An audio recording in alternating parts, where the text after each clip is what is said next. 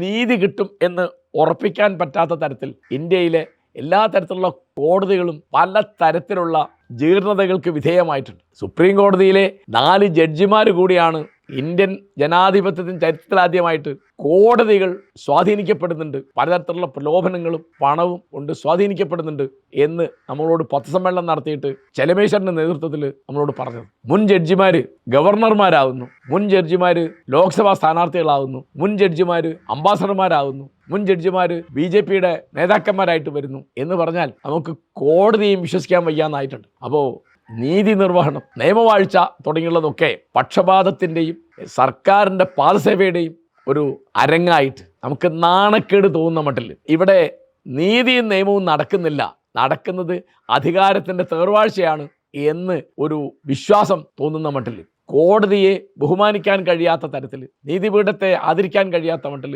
ഗവൺമെൻറ്റുകളെ ആദരിക്കാൻ കഴിയാത്ത മട്ടിൽ കാര്യങ്ങൾ ചീത്തയായിക്കൊണ്ടിരിക്കുകയാണ്.